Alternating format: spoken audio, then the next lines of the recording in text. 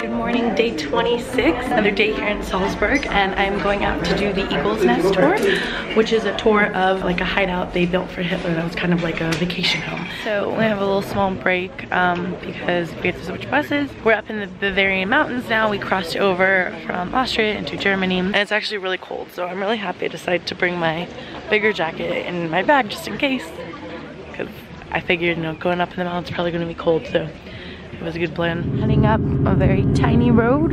It goes up 800 meters in just 15 minutes.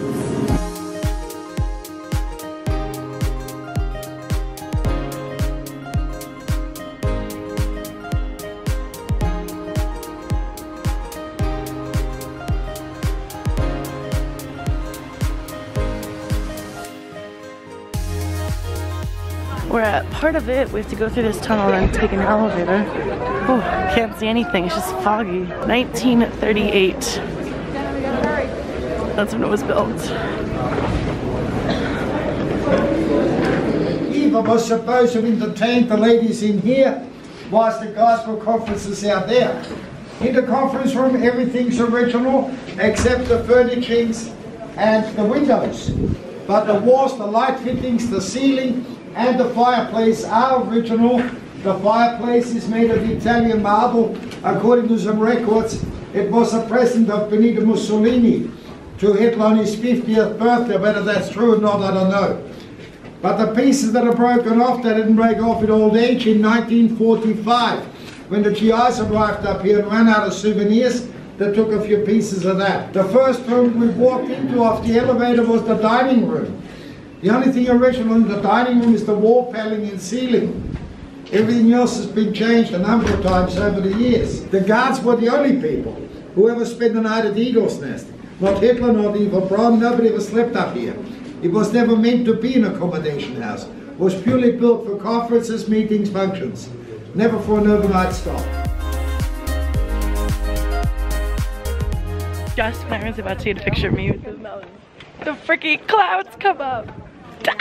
Ah, how annoying. So I have about 45 minutes to walk around, which is fine because it's cloudy as shit anyway, so you can't really see a whole lot. Like, for all I know, it looks like, you know, the ground could be 5 feet away based on where the clouds are. Well, I might as well hike up to the top to get there. A little bit of snow to get up here.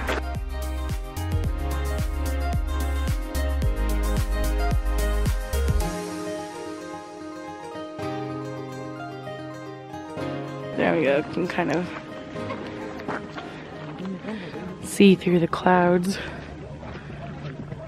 A fog over here.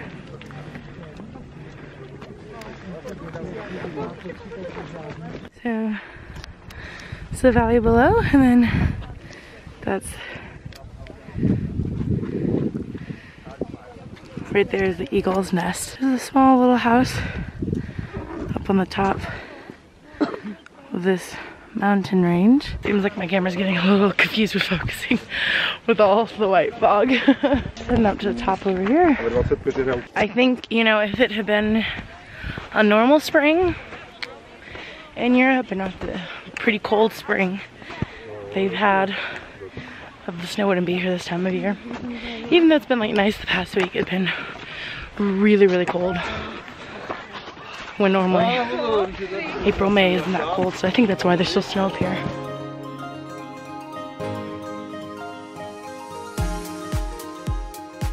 God, you could do a 4-hour hike? It's crazy. Shit, where does this even lead? Like, look at that.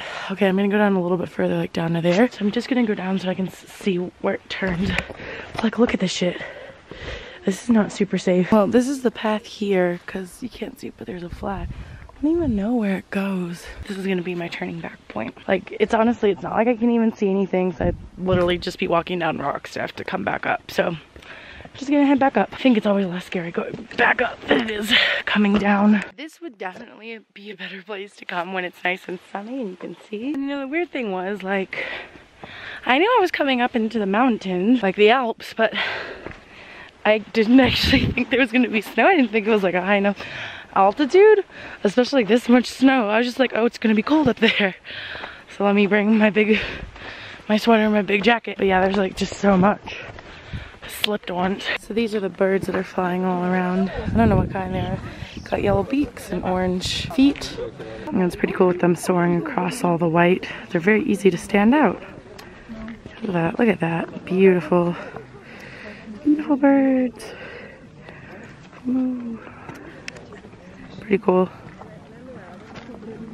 Look at this, the whole place is covered in clouds and fog now. Can't even really see the building. Actual eagle's nest house. And here's the eagle's nest from this point of view. And I got like 5 minutes to get on the elevator. And I was like, this time, you know, I'm not gonna be running late. So the eagle's nest was pretty cool. It definitely would have been much cooler. There wasn't so much fog and you could actually see everything, but it was still cool. Heading back down the mountain.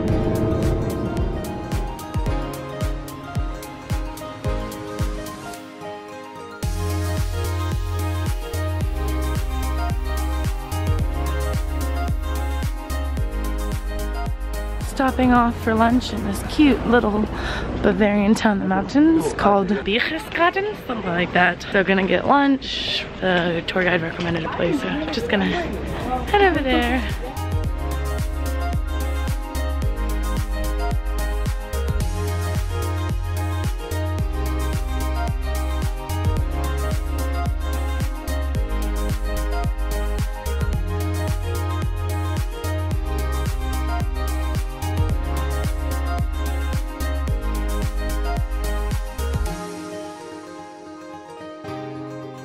After 2, heading back to the hostel. They told me that the shuttle would take me back, but the guy's like, no, just there. So I don't know why they told me that, but I still wanted to come back here because I am tired. I'm gonna take a nap. If I'm so exhausted when I wake up every morning, when I'm on these tours, I fall asleep on the bus going there. Like, I need to stop wearing myself out so much. I need to start taking more naps so that I'm not like literally pushing myself to the edge every day. I am getting up early most days, so if I'm getting up early most days, then I need to be taking a break like halfway through the day. I'm not able to really fall asleep at all for my nap, but hopefully it at least like gave me a little bit more energy, like rested my eyes. Oh, and the thing I don't like about this hostel, because I've stayed at the one in Berlin, it's very similar, is it looks like a hotel. Like, does this not look like a hotel? It's not good for traveling by yourself, which I don't mind here, but like that's why I didn't want to stay here. It was kind of last resort, but I mean the carpet's kind of cool.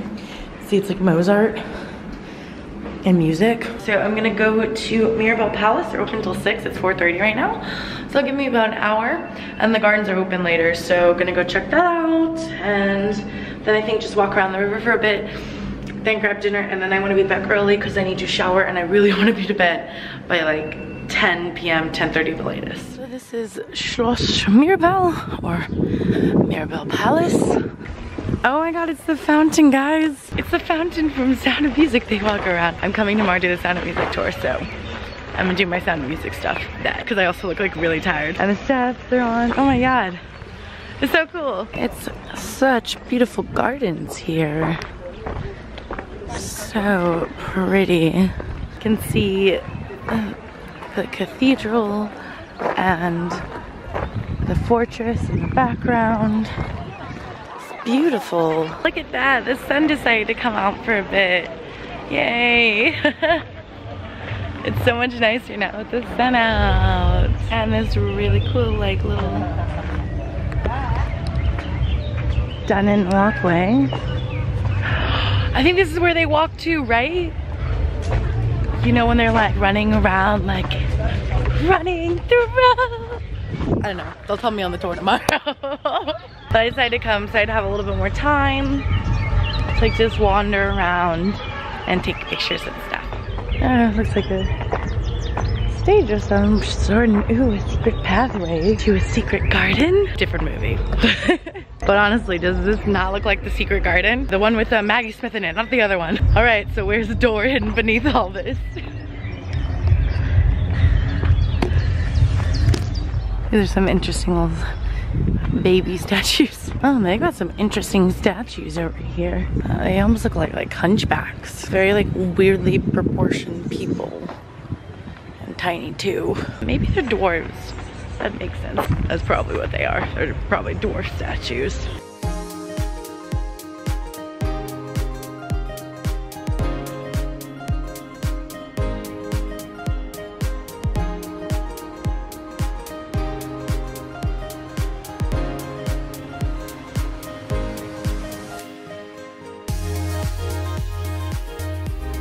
Oh, the view from up here is lovely. This looks like basically where they filmed. I'm on the stairs. I seem to have lost the map that they gave me at the hostel. That's unfortunate, but Salzburg is pretty tiny. I know where like the bus stops are, so I should be able to figure out my way around. So this right here is the Mozart Music School. I don't think this is where he was born though, but I'm not sure. Unfortunately, in Salzburg for some reason, there's no free walking tour, or else I would have done that, which is really sad. But I had to pay like 20 euros and I just like don't want to pay, don't want to have like, yeah, I just didn't want to pay when I'm already paying for like all these other tours. So the tour guide today of the Eagle Nest thing. Salzburg was established in like around like 1100 or 1200. Well, it's been around for like 800, 900 years.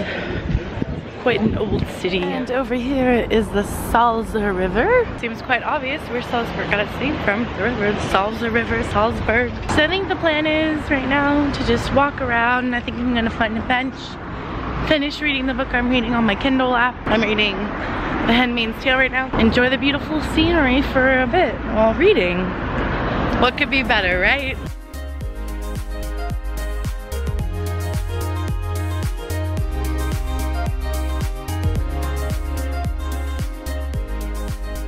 There's the fortress. Well, I just finished reading my book, reading for about an hour. So The Handmaid's Tale was an interesting book. It was told in a very weird style.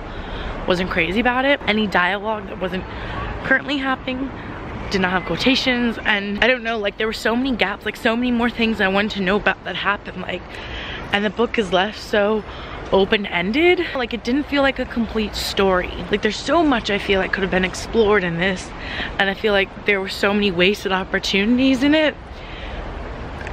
So while I did like it, and like the ending was really weird.